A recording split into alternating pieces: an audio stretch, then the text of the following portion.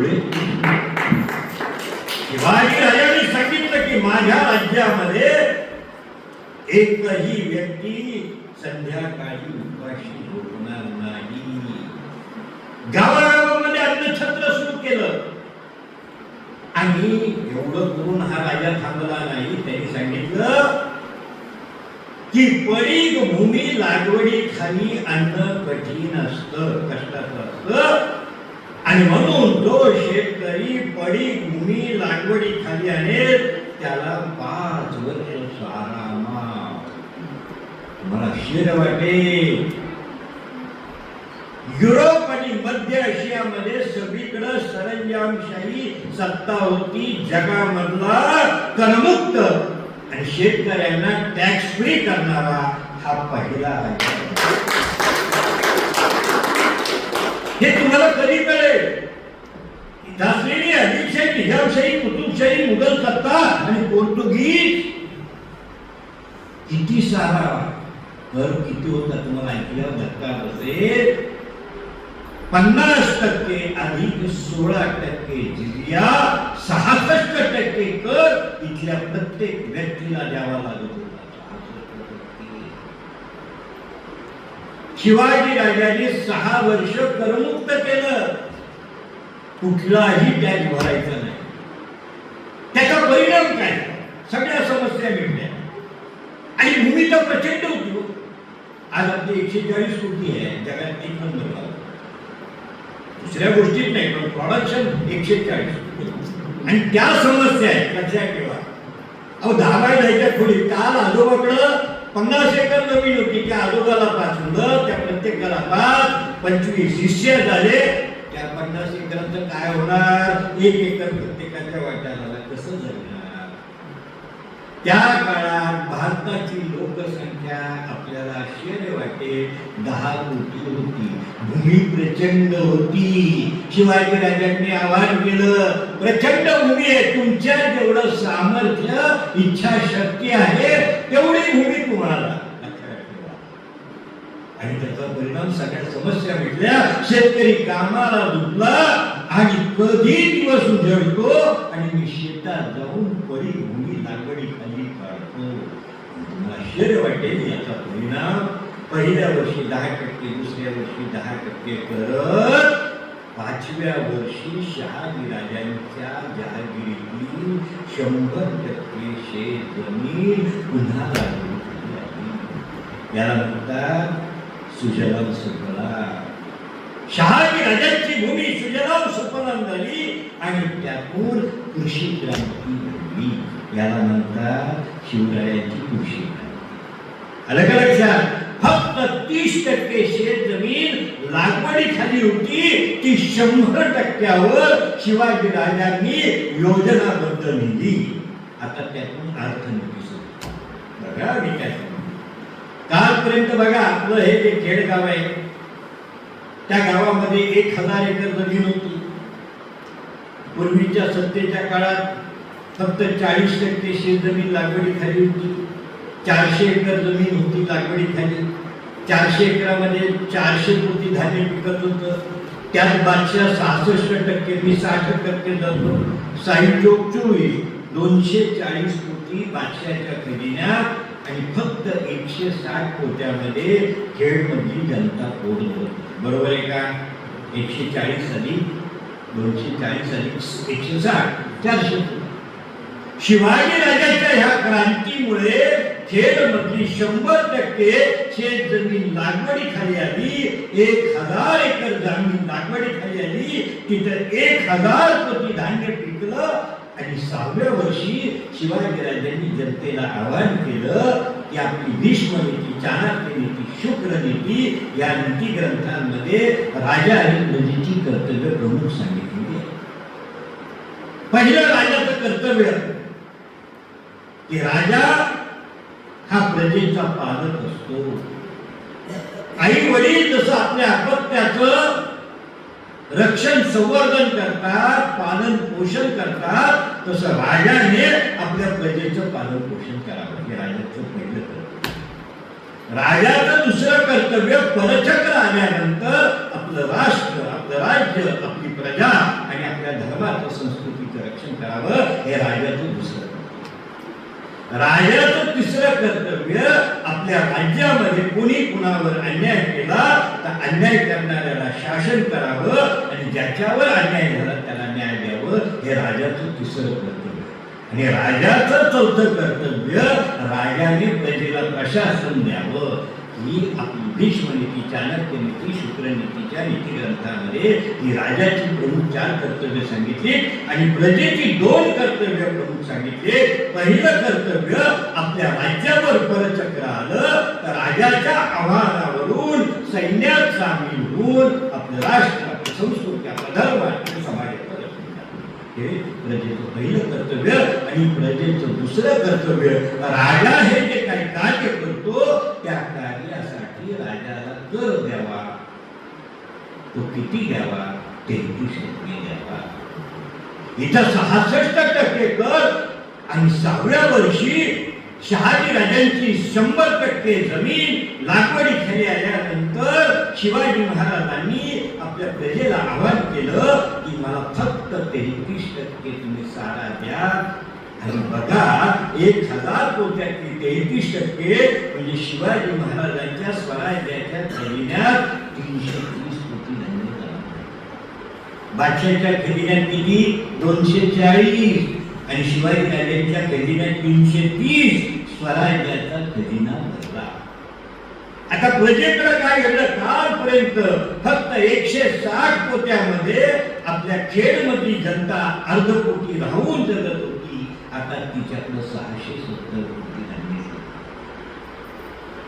160 पोत्यामध्ये अर्ध कोटी राहिलेल्या जनतेकडं 670 कोटी धान्य शिल्लक राहिलं. जनता समृद्ध झाली. याला म्हणतात शिवाजी महाराजांची अर्थनीती. राजा सुखी, राज्य सुखी, प्रजा सुखी हे शिवाजी महाराजांचं जगातलं उत्कृष्ट अर्थशास्त्र आहे. आजच्या काळालाही केलं. 350 वर्षांपूर्वी ना ते मार्क्सला समजलं. जगातल्या कुठल्याही अर्थशास्त्रज्ञाला जे समजत नाही ते शिवाजी महाराजांनी वास्तव्यात आणून दाखवलं. प्रजा सुखी, राजा सुखी, राज्य सुखी. याला म्हणतात लोक प्रजा, लोकहितकारी राजा, प्रजाहित दक्ष राजा, रयित. आता यातून बघा सामाजिक क्रांती झाली. अर्थक्रांती किती 2 शब्द कमी की बघा. कोणी सांगितली होती का? आणि आता बघा सामाजिक क्रांती किती सोपी आहे. कालपर्यंत पोटाला अन्न नाही, अंगावर वस्त्र नाही, राहायला घर नाही.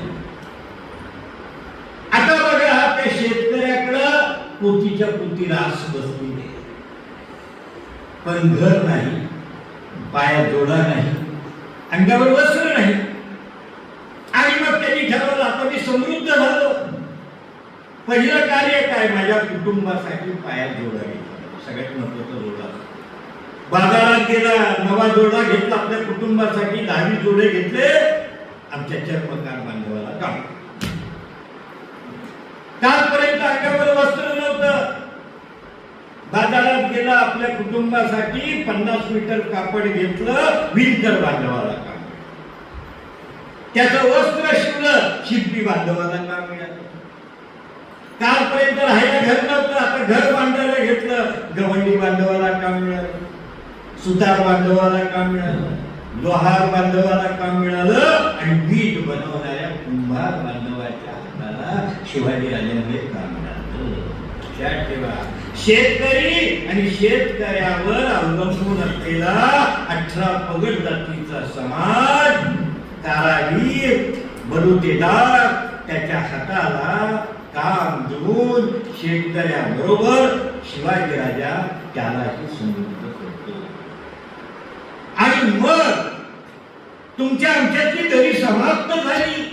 लक्षात ठेवा, हा जो काही वाद चाललाय ना, आम्हाला द्या, आम्हाला द्या, आम्हाला द्या, कशाला द्या? आणि तुझ्या हाताला काम दिलं पाहिजे. त्या राखीव झाल्याने काय एवढ्या शाळा काढा की कुठल्याही व्यक्तीला शिक्षण मोफत मिळेल. कशासाठी पाहिजे? प्रत्येक जन्माला आलेल्या व्यक्तीच्या हाताला काम दिलं, एकमेकात भांडणं का होती? शिवाजीराजांनी ते हाताला काम दिलं आणि त्याचा परिणाम शेतकऱ्याबरोबर कष्टकरी समृद्ध झाला. अहो, पोटाला अन्न नाही, सोनाराच्या दुकानाकडे सोनं घ्यायला जाणार कोण? पण शिवाजी राजामुळे जनता एवढी समृद्ध झाली की सोनाराच्या दुकानासमोर सोनं खरेदीला लागली. याला म्हणतात शिवनीती. आणि मग समाजातली दरी कमी झाली. ही उच्च निश्चितेची दरी अर्थव्यवस्थेतून निर्माण झालेली असते. लक्षात ठेवा, आज जी काही व्यवस्था ही जी सामाजिक दरी आहे ती अर्थव्यवस्थेतून निर्माण झाली. तुम्ही म्हणाल आम्हाला अजून एक होत. आता बघा, मी काय सांगतो सोपी आणि कधीतरी एखादं उदाहरण द्यावं. एक शेतकरी होता, नवरा बायको, त्यांना 4 मुलं होती. बिचाऱ्याकडे थोडंसं शेत होतं. थोरला मुलगा आपल्या वडिलांच्या बरोबर शेतात राबत होता. त्या दोघांना असं वाटलं की आपले हे जे काय आपलं दुःखी जीवन आपल्या इतर मुलांना व्हायला नको, म्हणून तो शेतकरी आणि त्याच्या थोरल्या मुलांनी शेतामध्ये राबत राबत आपल्या धाकट्या भावंडांना चांगल्या शाळेत घातलं. दिलं गावची शाळा. तिथं ते हुशार मुलं, त्यांच्याकडे लक्ष दिलं. तिथून ते हायस्कूलला गेले, तिथून ते कॉलेजला गेले. नंतरचा मुलगा चांगला शिकला, ग्रॅज्युएट झाला, तो सरकारी नोकरीत लागून. आणखी त्याच्या पुढचा मुलगा, त्याला आणखी शिकवलं, तो कलेक्टर. आणि शेवटचा मुलगा सगळ्या मुलांच्या सहकार्याने उद्योगपती होता. बघा, एक थोरला मुलगा शेतकरी, 2 नंबरचा कारकून, 3 नंबरचा कलेक्टर, 4 नंबरचा उद्योगपती. आता जो शेतकरी होता त्याचा मुलगा जिल्हा परिषदेच्या शाळेत पत्र्याच्या शेडमध्ये. बरोबर आहे का? 2 नंबर कारकून झाला गव्हर्नमेंटचा, तो हायस्कूल मध्ये गेला. 3 नंबरचा मुलगा कलेक्टर, त्याचा मुलगा कॉन्व्हेंट स्कूल मध्ये गेला. आणि जो उद्योगपती त्याचा मुलगा डून स्कूल मध्ये गेला. आता 4 नातवंड घरी आली, ते एकत्र नांदतील का सांगा? डून स्कूल मधला मुलगा, कॉन्व्हेंट स्कूल मधला मुलगा, हायस्कूल मधला मुलगा आणि त्या खेड्यातल्या शाळेतला मुलगा, एका गाडोबाची 4 नातवंड ही 4 भिन्न अर्थव्यवस्थेत गेली. कसे ते एकत्र म्हणजे अशी ही आमची जाती व्यवस्था निर्माण झाली. शिवाजी राजाला हे सगळं कळालं आणि त्या सर्व व्यक्तींना त्यांनी समान पातळीवर सुखी केलं. आणि त्याचा परिणाम इथली सामाजिक दरी संपुष्टात आली. सर्व समाज एकसंघ झाला आणि स्वराज्यासाठी 18 पगड जातीचा समाज या स्वराज्याच्या रक्षणाला, स्वराज्याच्या निर्मितीला शिवाजी राजाच्या खांद्याला खांदा लावून लढायला उभा राहिला. जीवा मारले, नागाचं पोरग होता जीवा, वाचला शिवा. प्रत्येक जण बलिदानाला सिद्ध आहे. स्पर्धा लागली आहे की कोण पहिलं बलिदान देतं. लक्षात ठेवा, जगात प्रत्येक जण प्राणावर प्रेम करतो. शिवाजी राजाने प्राणाचं बलिदान देणारा समाज आणि व्यक्ती निर्माण केली आणि म्हणून हे कार्य उभं राहिलं. लक्षात ठेवा, हीच कार्य उभं राहिलं. आणि अशा पद्धतीने शिवाजी महाराजांनी सामाजिक क्रांती करून, समाज एकसंघ करून स्वातंत्र्यासाठी एका त्यागाला उभा केला. अशी जात राहिली नाही की जी शिवाजी महाराजांच्या कार्यात आले. याला म्हणतात शिवाजी महाराजांची सामाजिक. आता बघा, प्रत्येक जण सुखी आहे. शेकडो वर्षाची गुलामी आणि शिवाजी नावाच्या या प्रभू रामचंद्राने निर्माण केलेलं स्वराज्य रूपी रामराज्य हे साक्षात घडलेलं आहे. आणि मग प्रत्येकाला वाटायला लागलं की हे आज जे काही शिवाजीमुळे जे रामराज्य निर्माण केलं हे कायमस्वरूपी टिकलं पाहिजे. आणि मग या राजाचं रक्षण करणं, या रामराज्याचं रक्षण करणं हे माझं आद्य कर्तव्य आहे. कशासाठी? कारण ते माझ्यासाठी आहे. लक्षात ठेवा, हे रामराज्य कशासाठी आहे? माझ्या सुखासाठी आहे. आणि माझं सुख ज्या रामराज्यावर अवलंबून आहे, ज्या शिवाजी राजामुळे अवलंबून आहे, त्या शिवाजी राजाचं रक्षण करणं, त्या स्वराज्य रूपी रामराज्याचं रक्षण करणं हे माझं आद्य कर्तव्य आहे. आणि त्यासाठी प्रसंगी मला बलिदान द्यावं लागेल असा विचार इथल्या प्रत्येक व्यक्तीच्या मनात आला. आणि म्हणून हे स्वराज्य याला म्हणतात राष्ट्रवाद. शिवाजी महाराजांनी अनेक शतकांनंतर या देशामध्ये पहिल्यांदा राष्ट्रवाद, राष्ट्राचं रक्षण करणं हे माझं आद्य कर्तव्य आहे, ही भावना शिवाजी राजांनी या देशामध्ये कित्येक शतकांमध्ये निर्माण केली. म्हणून भारतीय राष्ट्रवादाचा आद्य जनक छत्रपती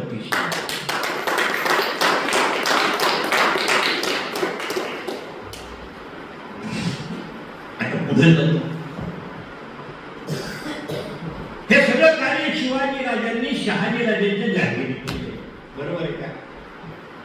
आता बघा ती जहागीर किती आहे? पुणे, इंदापूर, सुपे, परगणा आणि बारामती, म्हणजे अर्धा जिल्ह्याची जहागीर आहे. आणि तिथं हे सगळं रामराज्य निर्माण झालंय. आणि तिथून 20 किलोमीटरवर खेड शिवपूरला गेला, कात्रजच्या घाट खालून, तिथे दुसऱ्या मुलगा, तिथला जहागीरदार वेगळा आधी, तिथं मात्र आला पेस्ट. आणि मग ती सगळी भावबंद आहे ना एकमेकाच्या नात्याबद्दलची, ती सगळी शिवाजी राजाकडे आली. बाबा रे, तिकडं सगळं सुख आहे, तिकडं रामराज्य आहे, आमच्याकडे मात्र हे पारतंत्र्य आहे, आम्हालाही मुक्त कर. बघा काय सांगतोय बघा, शहाजी राजांच्या जहागीर, कारण शहाजी राजांचा मुलगा म्हणतो कारभारी आहे, परंतु पलीकडे आदिलशहाचा वेगळा जहागीरदार आहे, तिथं मात्र अन्याय अत्याचार किंवा आदिलशहाचा प्रत्यक्ष कारभार आहे, तिथं हे सगळं गुलामी आहे. आणि तिथली सगळे नातेवाईक सगळ्यांचे तिथं आले आणि शिवाजी राजाला म्हटले की आम्हालाही तुझ्या ह्या रामराज्यात घे सामावून. शिवाजी राजा म्हटलं कसं घेऊ, ते दुसरेच आहे. मग म्हटले काही कर बाबा. मग तो म्हटलं आता मला क्रांती करावी लागेल, आता मला स्वतंत्र, मी आता आदिलशहाच्या, माझ्या वडिलांची जागीर आदिलशहाच्या अंकित आहे, आता मला स्वतंत्र राष्ट्र, राज्य, स्वराज्य निर्माण करावं, ही पहिली कल्पना. आणि मग तुमची मला साथ हवी. तुम्हाला स्वतंत्र व्हायचं ना, मी तुम्हाला स्वतंत्र करायला तयार आहे, परंतु तुमच्या सहभागाशिवाय मला ते शक्य नाही. आता हा लोक लढा सुरू करा. आणि सगळे नुसते स्वागताला, मुलूक कोणाचा? आदिलशहाचा. पण ते स्वागत कोणाचं करतायत, वाट कोणाची बघतायत? शिवबाची. आणि त्यातून एक मोठी क्रांती घडली आणि स्वराज्य निर्मितीची कल्पना सुरू. सगळं करणारा हा मुलगा किती वयाचा आहे? 17 वयाचा. आता 17 वर्षाची मुलं बापाकडे म्हणतात तंबाखू ऐकले परत की मोबाईल दे, सिगारेटचे पैसे दे, वडापाव खायला पैसे दे. आणि 17 वर्षाचा मुलगा या जगाला आदर्श असं एक स्वतंत्र राष्ट्र निर्माण करायला सिद्ध झाला आहे. आता आदिलशाहीवर आक्रमण केलं पाहिजे. आणि मग विषय सुरू झाला. आता तो कोंडाणा, तो लिंगाणा, तो तोरणा, त्यावेळी तो प्रचंड म्हणा काय असेल रोहिडा. आणि मग शिवाजी राजांनी शहाजी राजांच्या पदरी ज्यांचे वडील होते त्यांची मुलं जी शिवाजी राजा बरोबर खेळत होती त्या सगळ्यांना सांगितलं आपल्या सगळ्यांच्या वडिलांकडून आपला किल्ला घेऊन द्यायचा. कारण त्यांचे वडील कोणाचे आदिलशाह गेली मुलं. आणि तिथं असलेल्या त्या तोरणागडावर गेली तर तिथं आदिलशाहच्या वतीने कोण होते? खालचीच माणसं होती. बरोबर आहे का? आणि त्यांचीच मुलं गेली. हो म्हटले किल्ला ताब्यात द्या. कसं जगात आम्ही आदिलशाहचे ताकद आहे, नाही घेत तर काही करतो, नाही तर पडून लावतो. मुलांनी बापाला सांगितलं खाली जा, किल्ला ताब्यात घेतला. आलं का लक्षात? तुम्हाला वाटत असं फार मोठं युद्ध झालं? काही झालं नाही. मुलांनी वडिलांना दिला हातून खाली, तुम्ही आदिलशाहचे ताकद आहे, आम्ही शिवबाचे ताकद आहे. लक्षात ठेवा, तुम्ही आदिलशाहचे ताकद आणि आम्ही शिवबाचे ताकद आहे. आता हा किल्ला स्वतंत्र झाला आणि स्वराज्य. अशा पद्धतीने शिवाजी राजांनी क्रांतीची सुरुवात केली. आणि मग 1648 साली फतेखान आला, 20,000 सैन्य. आता बघा, फतेखान 20,000. 1659 ला अफजल खान आला, सैन्य 40,000.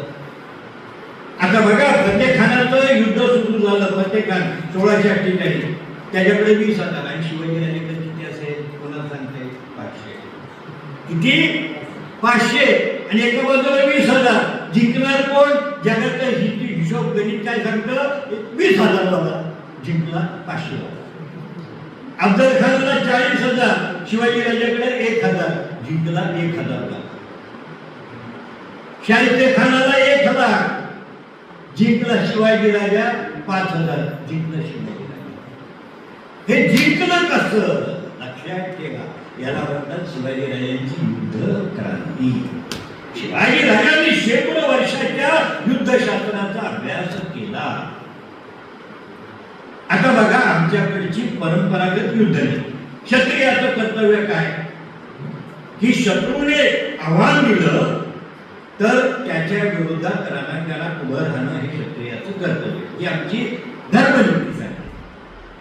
पण शत्रूची संख्या किती आहे, त्याचं सामर्थ्य काय आहे? इथं आलेला तो मोहम्मद घोरी, तो अलाउद्दीन खिलजी, तो चंगेज खान, तो तैमूरलंग, 5,00,000 सैन्य. मंगोलियाकडून आले. त्यांनी सांगितलं शून, शक, हून आणि कुशाण त्यांचेच हे वंश आहेत पुढच्या काळात. त्या शक, हून, कुशाणांना आम्ही आमच्या संस्कृतीत आमच्यात सामावून घेतलं. भारतात आलेले शक, हून आणि कुशाण त्यांचा एकही वंश सांगायला नाही, तो आम्ही गिळून टाकला, आमच्यात सामावून घेतला. परंतु धर्म बदलला. धर्मांतर म्हणजे राष्ट्रांतर. इस्लाम, चंगेज खाननी, तैमूरलंगने इस्लाम स्वीकार केला. 5,00,000ची त्या रानटी टोळ्या भारतावर तुटून पडल्या. आमच्याकडं 50 राज्य, प्रत्येकाकडे 1,000 सैन्य, एका बाजूला 10,00,000, एका बाजूला 10,000. कोण जिंकणार? आणि त्यात परत आम्ही आपण सण म्हणतोय. मोहम्मद घोरी आला, पृथ्वीराज चव्हाणाने सगळ्यांना एकत्र केलं, आमचा विजय झाला. पण आमचा दानशूरपणा, जा बाबा तू शरणाला जा, तो सोडेल का तुम्हाला? आणि परत जेव्हा आला तेव्हा पृथ्वीराज चव्हाण आणि जयचंद आपापसात भांडत बसले. विजय कुणाचा झाला? जयचंद. त्या मोहम्मद घोरीचा झाला विजय, मोहम्मद घोरीचा झाला. आणि हा देश पारतंत्र्य, हा देश हालत होता. याचं कारण आमची युद्धनीती, आमच्यातला संघर्ष, आमच्यातला स्वार्थ, देशद्रोहीपणा, फितुरी, यामुळे आम्ही पराभूत होत आलेलो आहे. याचं सगळं चिंतन शिवाय माझ्याकडं सैन्य नाही, माझ्याकडं पैसा नाही, माझ्याकडे युद्ध साहित्य नाही, माझ्याकडे साधन सामुग्री नाही, तरी मला विजय चालेल. ह्या माणसाने स्वीकारला. आणि बघा विजय कसा मिळवायचा. शिवाजी राजासोबत पहिलं आव्हान काय होतं? अनेक शतक सातत्याने होणाऱ्या पराभवामुळे भारतीय प्रजा ही भयमुक्त, भयग्रस्त झाली. आम्ही कधीही जिंकू शकत नाही अशा निराशेने ग्रासलेली होती. अशा निराश झालेल्या, भयग्रस्त झालेल्या, पराभवाने ग्रासलेल्या हिंदू समाजाला शिवाजी राजाने भयमुक्त करून संघर्षासाठी सगळ्यात मोठं शिवाजी राजा हा चिंतनाचा विषय आहे. काय केलं शिवाजी राजाने? अशा भयग्रस्त झालेल्या समाजाला भयमुक्त केलं. न्याय करणारा कितीही शक्तिशाली असो त्याच्याशी मला लढावंच लागेल. फक्त लढावंच नाही तर विजयी व्हावं लागेल. लक्षात ठेवा, विजयासाठी लढणे हे शिवाजी महाराजांचं. आणि मग विजयी कसं व्हायचं? तर शत्रूने आव्हान दिलं म्हणून जायचं नाही. तर मला विजयी व्हायचं असेल तर मला माझ्या युद्धनीतीने लढावं लागेल. त्याला म्हणतात गनिमी. गनिमी कावा म्हणजे काय? शत्रू रणांगणात आला, मी लढायलाच जायचं नाही. जर मी लढायलाच गेलो नाही की युद्ध नाही, मग मी त्याला कसं पराभूत करेन? आता बघा, तो फतेखानाला पुरंदरावर हल्ला केला, पुरंदरावरच्या सैन्याने त्याला परत पहिली दुर्गती केली. बघा, जिजाऊंनी शिवबाला सांगितलं की शिवबा, तुझे वडील मुघल आणि आदिलशाही विरुद्ध 8 वर्ष लढले आणि ह्या गडकोट आणि मावळ्यांच्या साह्याने लढले. तुला जर का स्वराज्य निर्माण करायचं असेल तर या सह्याद्रीला तुझं सेनापती करावं लागेल आणि त्यातल्या गडकोटांच्या साह्याने हा संघर्ष यशस्वी करावा लागेल.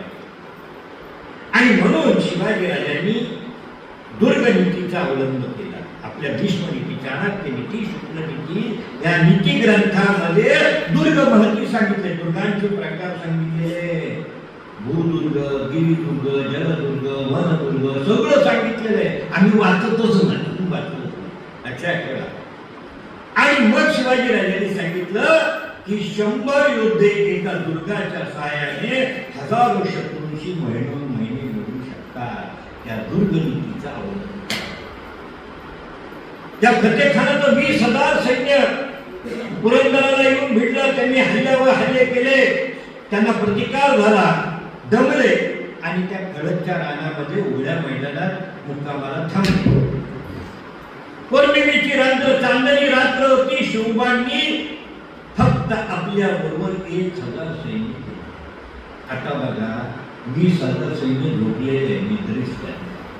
एका बाजूने शिवबा 1,000 सैन्य घेऊन आलं, त्या बाजूला शत्रूचं जागते पहारा करायला किती होते? फक्त 1,000.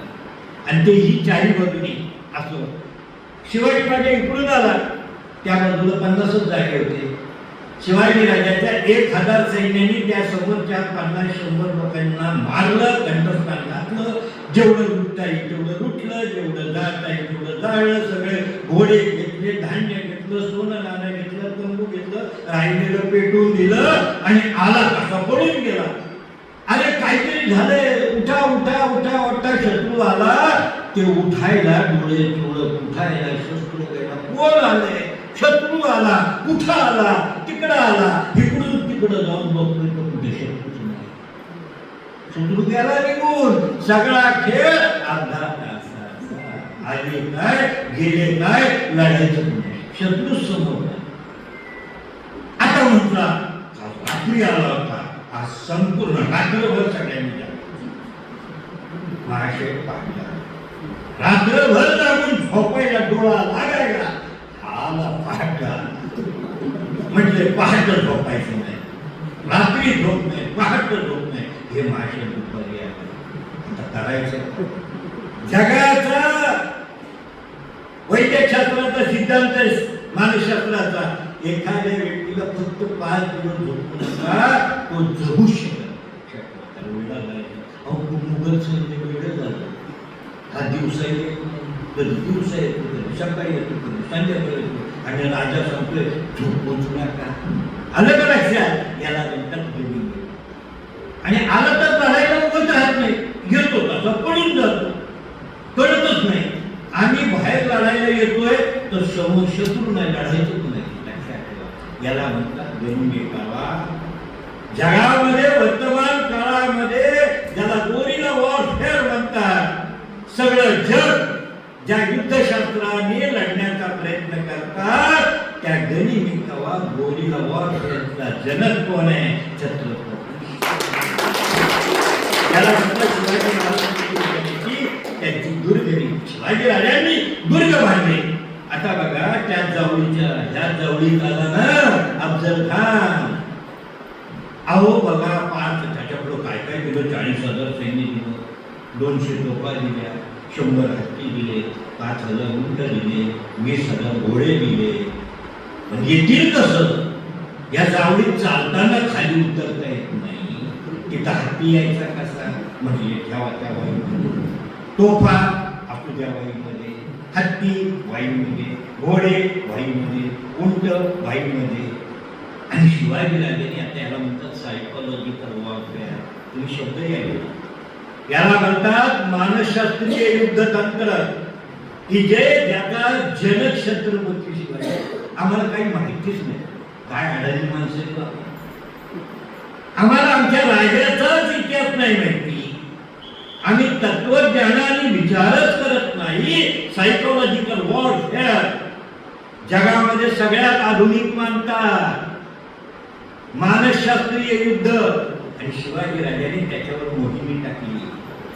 त्याहो तुम्ही तर माझ्या वडिलांच्या सारखे, माझ्या वडिलांचे मित्र आहात, मी तुमचा आदर करतो, मग भेटायला मला भीती वाटते. इकडं म्हणतो चुलता आहे, इकडं म्हणतो वडिलांसारखं आहे, आणि मग भेटायला भीती वाटते. आणि भेटायला आल्याशिवाय तर भेटता येत नाही, जाऊन तर जाता येत नाही. कारण की तुम्हाला माहिती आहे का, अफजल खान हा वाईचा सुभेदार होता. अफजल खानाने चंद्रराव मोऱ्यावर आक्रमण केलेलं होतं. त्याला जावळी माहिती आहे, त्याच्या डोक्यात लक्ष्प्रकाश पडला होता की जावळीत जाणं म्हणजे समर्पण आहे, मृत्यू आहे, लक्षात ठेवा. आणि म्हणून अफजल खान ही शिवाजी राजासारखा वैचारिक मानसशास्त्रीय डाव टाकला. काय टाकला? तर शिवाजी राजा देवधर्मावर प्रेम करतो, भक्ती करतो, आणि त्याची कुलस्वामिनी तुळजापूरची भवानी माता आहे. म्हणून अफजल खानाला कळालं की शिवाजी राजा त्या जावळीमध्ये गेलेला आहे. म्हणून त्या अफजल खानाने आपली वाकडी वाट केली आणि तुळजापूरच्या मंदिरावर हल्ला केला. गोप्यांनी तुळजापूरची मूर्ती जपली. पंढरपूरला पांडुरंगाच्या मंदिरावर हल्ला केला. आमच्या बडव्यांनी पांडुरंगाची मूर्ती. खटावला विष्णू मंदिरावर हल्ला केला. विष्णूची मूर्ती शेजारच्या ढेरीमध्ये होती. पालीला कोण शिवाजी राजा विचलित झाला नाही. अफजल खानाला वाटलं चिडून संतापून पेटून माझ्या 40,000 सैन्यासमोर 5,000 सैन्य घेऊन रणांगणात उभा राहील आणि मी त्याला चिडवून टाकेल. अफजल खान विश्वासघाती आहे. त्या शिऱ्याचा राजा कस्तुरीरंग त्याला भेटीला बोलवून विष घालून मारलं. शिवाजी राजांचे मोठे बंधू संभाजी राजे कनकगिरीच्या वेळात त्यांना विश्वासघाती करून त्यांचा खून घडवून आणला. शहाजी राजांना विश्वासघाताने कैद करून अपमानजनक परिस्थितीत विजापूरमध्ये आणणारा हाच अफजल खान आहे. हे सगळ्याचं चिंतन शिवाजी राजांनी केलं. आणि शेवटी नाईलाज झाला म्हणून अफजल खान त्या जावळीमध्ये आला. त्याला यायला भाग पाडलेला आहे अशी मोहिनी शिवाजी राजांनी टाकली. आणि त्याला खरंच वाटायला लागलं की हा दिलेला आहे, घाबरट आहे, त्याला आपल्याला भेटायला जायला हरकत नाही. 40,000 सैन्य काय 10,000 घेतलं तरी चालेल. आणि आता बघा 40,000 सैन्य घेऊन आलेल्या अफजल खानाला 5,10,000 सैन्य घेऊन यायला शिवाजी राजांनी भाग पाडलं. त्याला म्हणतात सायकोलॉजिकल वॉरफेअर. सावरकरांनी माफीनामा दिला. अरे मूर्खांनो, त्यालाच शिवनीती म्हणतात. आलं का लक्षात? जर आपण जगलोच नाही तर लढणार कसं? लक्षात ठेवा. हे शिवाजी महाराज अहो काय माणूस आहे बघा. आग्र्यावरून आले ना, आता आग्र्यावरून आल्यावर काय करावं? एक सुंदर पत्र आहे औरंगजेबावर. काय करायचं? आपल्या वाढदिवसानिमित्ताने 50 वर्षाच्या वाढदिवसानिमित्ताने आपल्याला भेटायला आलो, परंतु तत्कालीन परिस्थितीत आपली काही अडचणीमुळे भेट होऊ शकली नाही. याची मला अतिशय खंत वाटते. आपला निरोप न घेता, आपली भेट न घेता, आपल्याशी चर्चा न करता, आपल्याशी प्रेम वार्ता न करता, आपल्या परवानगीशिवाय मला यावं लागलं, याचा मला अतीव दुःख होतं. खायला बरी आहे असं पत्र पाठवलं आणि आपली मैत्री चिरकाल कायम टिकली पाहिजे. आणि पूर्वीचे धरलेले कायम असू द्या, तुमचा मुलूक जिंकायचा मला अधिकार. याला म्हणतात शिवनीती. आलं का लक्षात? उद्या जर औरंगजेबाला शिवाजी राजाने आग्र्यावरून सुटून आल्यानंतर पाठवलेलं पत्र याला जर माफीनामा म्हटलं तर तुम्ही मूर्खाच्या बाजारात मला राजनीती कळते का? आणि म्हणून मी सांगतो प्रभू रामचंद्रांचं चारित्र्य आणि भगवान श्रीकृष्णांची राजनीती याचा संगम म्हणजे छत्रपती. प्रभू रामचंद्र आणि भगवान श्रीकृष्ण यांचा संगम म्हणजे छत्रपती शिवाजी महाराज आहे. दिसणं हे कार्य आणि अशा पद्धतीने शिवाजी महाराजांची ही शिवाजी महाराजांनी आव्हान निर्माण केलं. अहो एकेकाळी विजयनगरचं साम्राज्य असेल, दक्षिणेतला राजराजेश्वर जैन अंकुर वाट पर्यंत गेले, कंबोडिया, पूर्व आशिया आमच्या आरमाराने जिंकून घेतलं आणि भारतीय हिंदू संस्कृती जगभरात केली. आणि काय मूर्खाचा कळस म्हणजे समुद्रात जायचं नाही, समुद्राला स्पर्श करायचा नाही. काय माणसं निर्माण झाली नंतरच्या काळात. इतिहास म्हणजे काय लक्षात ठेवा. आपल्या पूर्वजांचा जसा गतकाळचा गौरवशाली इतिहास समजून त्यातून प्रेरणा घ्यायची, तसा आपल्या पूर्वजांच्या चुकांचा इतिहास समजून घेऊन आपण त्यातून दुरुस्ती करायची. याला म्हणतात इतिहास. लक्षात ठेवा. इतिहास म्हणजे आपल्या पूर्वजांच्या चुका समजून घ्यायच्या आणि पुन्हा तशा चुका करायच्या नाही आणि आपल्या पूर्वजांचा गौरवशाली इतिहास समजून घेऊन त्यापासून प्रेरणा घेऊन नव यशस्वी संघर्ष याला इतिहास. शिवाजी राजांनी आरमार निर्माण केलं. अहो 24 ऑक्टोबर 1657 कल्याण बेवडली जिंकली. कल्याणच्या बंदरामध्ये शत्रूची असलेली जहाज ताब्यात घेतली. वसुबारस होती. शिवाजी राजांनी जाहीर केलं की हिंदवी स्वराज्याचा आरमार स्थापन केलं. 4 नावं घेऊन आरमार स्थापन केलं. कुणी मूर्ख म्हणतील, पण तिथं हा राजा थांबला नाही. ताबडतोब नवी जहाज बांधायला सुरुवात केली. त्यासाठी पोर्तुगीजांना नोकरी ठेवलं. या त्या आधुनिक युरोप मधलं आधुनिक युद्ध जहाजांच्या बांधणीचं तंत्रज्ञान, युरोपियन तंत्रज्ञान आणि परंपरागत भारतीय तंत्रज्ञान याचा संगम करून शिवाजी राजांनी अजिंक्य आरमार निर्माण केलं.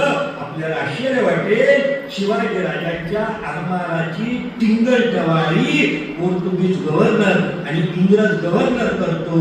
आणि ज्या वेळेस खांदेरीचं युद्ध होतं आणि शिवाजी राजांची युद्ध जहाज शत्रूला पराभूत करतात आणि ती समुद्र किनाऱ्यापर्यंत येतात. शत्रूची जहाज येऊ शकत नाही, पाठलाग करू शकत नाही. अशा पद्धतीची जहाज ती जी फक्त 3 फूट खोल पाण्यात येऊ शकतात. शत्रूच्या जहाजांना 40 फूट खोल समुद्र लागायचा. शिवाजी राजांची जहाज 5 फूट खोलीवर तरंगत येऊ शकायची. त्यामुळे त्यांची जहाज शिवाजी राजांच्या जहाजाचा पाठलाग करू शकत नाही. संगमेश्वरी नावाची जहाज शिवाजी राजांनी बनवली आणि मग इंग्रज गव्हर्नर खांदेरीच्या पराभवानंतर आपल्या ईस्ट इंडिया कंपनीला आणि पोर्तुगीज गव्हर्नर आपल्या राजाला सांगतो की आपण ज्या शिवाजीची टिंगल-टवाळी केली त्यांनी अशी आधुनिक जहाज बनवली की ज्या जहाजांचा मुकाबला आपण करू शकत नाही. आपल्यालाही शिवाजी राजासारखी जहाज बनवावी लागेल. अशी क्रांती शिवाजी राजाने आरमारीमध्ये केली. सागरी दुर्ग बांधले. सिंधुदुर्ग, पद्मदुर्ग, विजयदुर्ग, सुवर्णदुर्ग आणि राजपुरीच्या पुरावर दुसरी राजपुरी एक नवी शिवलंका निर्माण केली आणि शत्रूला आपल्या ह्या सागरी सीमांचं रक्षण केलं. असं कार्य शिवाजी राजांनी. म्हणून आपण शिवाजी राजांची ही युद्धशास्त्र, आरमारशास्त्राची क्रांती आणि शेवटची 5 मिनिटं आहेत शिवाजी राजांची सांस्कृतिक. अगदी शब्दात काय सांस्कृतिक क्रांती आहे बघा. शिवाजी राजांनी कोणीही यावं आणि आम्हाला वाटवावं. कोणी पावाचा तुकडा दिला, कोणी अत्याचाराने वाटवला आणि मग याचं चिंतन शिवाजी राजांनी. आमच्या धर्माचा काल हा झाला आणि मग शिवाजी राजांनी सांगितलं त्यावेळी कुणाला वाटू देणार नाही. गोव्यावर गेले असताना तिथल्या 4 पादऱ्यांनी शेकडो हिंदूंना वाटवलेलं होतं, त्यांना जिवंत जाळलेलं होतं. हे समजल्यानंतर शिवाजी राजा किल्ला त्या पादऱ्यांना त्यांनी कैद करून आणलं आणि त्यांना सांगितलं की तुम्ही हे का केलं? तो म्हटला धर्म प्रसार करणं माझं कर्तव्य आहे. शिवाजी राजाने सांगितलं माझंही कर्तव्य धर्म प्रसाराचं आहे, माझा हिंदू धर्म तुला स्वीकारावा लागेल. तो म्हटला नाही. मग त्यांचे घर केले. शिवाजी राजांनी गोव्याच्या स्वारीमध्ये हिंदूंवर अत्याचाराने धर्म बांधणाऱ्या 4 पादऱ्यांची शिळ कापून त्यांच्या मनात भीती निर्माण केली. एवढंच नव्हे तर बघा बजाबा निंबाळकर, अफजल खानाने शिवाजी राजांचा सईबाईंचा भाऊ, संभाजी राजांचा मामा, त्याला अत्याचाराने मुसलमान केलेले आहे. बजाबा निंबाळकर तो शिवाजी राजांकडे आला, मला हिंदू धर्मात घ्या, मला हे अन्यायाने लादलेलं आहे. धर्म पंडितांना विचारलं, ते म्हटलं असं करता येत नाही. मला करता येत नाही सांगायचं नाही, करायचं ते सांगा. शिवाजी राजांनी त्या बजाबा निंबाळकरला हिंदू करून घेतले. परधर्मात गेलेल्याला स्वधर्मात घेणं. पण आता प्रश्न आहे सामाजिक की त्याचं धर्माचं स्थान काय, त्याला कुठल्या जातीत टाकायचं, त्याच्याशी कोण रोटी व्यवहार करणार. आणि मग ह्या महापुरुषाने त्याच्या मुलाला महागारीला स्वतःची मुलगी दिली. कोण करेल का अशी क्रांती? अरे परधर्मात स्वधर्मात घेतलेल्या व्यक्तीच्या मुलाला स्वतःची पोटची मुलगी ह्या राजाने दिली. एवढा महान समाज सुधारक. तो नेतोजी पाटकर, त्याला कुळू खान केलं होतं. तो परत शिवाजी राजाकडे आला. शिवाजी राजा म्हटले चल मी तुला घेतो. त्याला मुलगा नव्हता म्हणून नेतोजी पाटकरला प्रतिष्ठा देण्यासाठी त्याच्या पुतण्याला शिवाजी राजाने स्वतःची मुलगी दिली. आज 21व्या शतकात आपल्याला हे शक्य आहे का? प्रत्येकाने आपल्या मनाशी विचारावं आणि मग शिवाजी राजासारख्या त्या महान समाज सुधारकाला आपण प्रणाम. नुसतं धर्मात गेलेला नाही, भाषा गुलाम झाली होती. अहो तुमचे शब्द तुम्हाला माहित नसेल. यांचं नाव फडणीस. फडणवीस हा पर्शियन शब्द आहे. फडणवीस पर्शियन आहे. कारखानिवीस पर्शियन आहे. सबनिवीस पर्शियन आहे. खशबनिवीस, वाक्यनिवीस, हे सगळे निवीस शब्द हे पर्शियन आहे. पेशवा पर्शियन आहे. शिवाजी राजांनी भाषा शुद्ध केली, प्रतिशब्द दिले, राज्य व्यवहार कोश करून मराठी भाषेला परकीयांच्या गुलामीतून मुक्त केले. सगळ्यात शेवटची गोष्ट थांबून मी थांबतो. कुणीही यावं, आमची धर्मस्थळ नष्ट करा. आमची रामभूमी, आमची कृष्णभूमी, आमची शिवभूमी भ्रष्ट झाल्या, तिथं मशिदी उभ्या. मग आमच्याकडे नाही बाबा, तिकडे नाही, ते आता ती गेली, आपल्याला काय करायचं ते नाही. शिवाजी राजा दक्षिणेत गेले होते.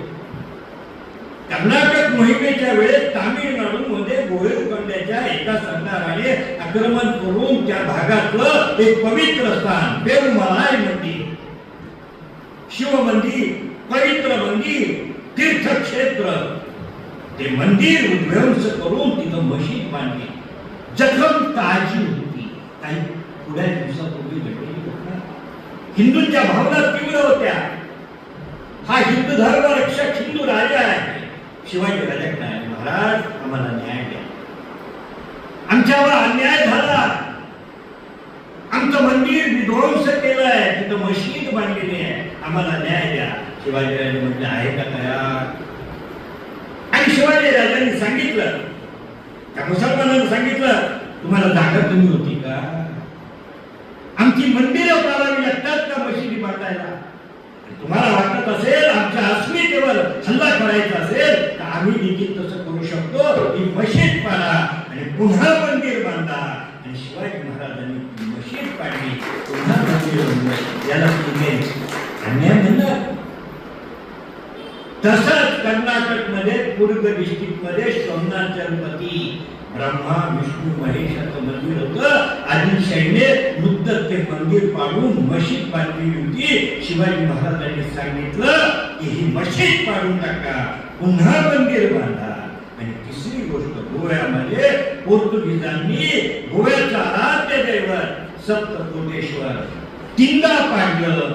आणि शिवाजी महाराजांना समजल्यानंतर शिवाजी महाराजांनी सप्तकोटेश्वराचं पुनर्निर्माण करून गोव्याच्या पोर्तुगीजांना सांगितलं, मंदिर तुम्ही पाडाल आणि पुन्हा उभे करू, तर तुमचे चर्चही उद्या पाडले जातील, मग मात्र रडू नका. ही हिंमत सांस्कृतिक क्रांती करून ह्या जगाला एक भारतीय संस्कृतीची ताकद काय असती आणि शस्त्र धर्म काय असतो, राजाचं कर्तव्य काय असतं, एक आदर्श स्वराज्य काय असतं. आणि म्हणूनच मी सांगतो, 17व्या शतकामध्ये जगामध्ये कुठेही लोकशाही नसताना ह्या राजाने राजेशाहीमध्ये 21व्या कुठल्याही लोकशाहीला आदर्श वाटावे अशी राजसत्ता, अशी स्वराज्यरूपी सत्ता, एक रामराज्य 350 वर्षांपूर्वी निर्माण केलं आणि जगाला आदर्श दाखवलं. आणि म्हणून पोर्तुगीज गव्हर्नर आपल्या राजाला पत्र पाठवतो, शिवाजी राजाची तुलना जुलियस सीझरशी करतो. इंग्रज गव्हर्नर शिवाजी राजाची तुलना अलेक्झांडरशी करतो.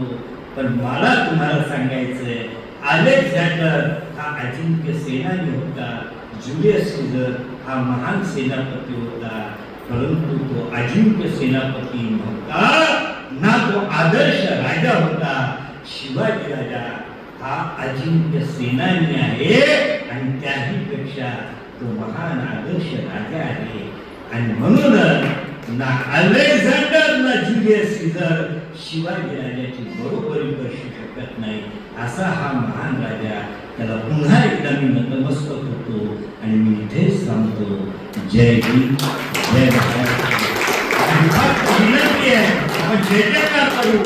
सर्व आजूबाजूच्या लोकांना इथं काहीतरी शिवरायांचा जय जयकार होतो हे जाणवलं पाहिजे. आणि म्हणून माझ्या पाठीमागे घोषणा द्या, जय भवानी, जय शिवाजी. लक्षात ठेवा, बेबीच्या देठापासून आला. या युद्धाच्या भूमीवर लढताना सैनिक जसा आवाज देतो तसा आवाज तुमच्या मनातून कुठलाही संकोच न करता आला पाहिजे. जय भवानी.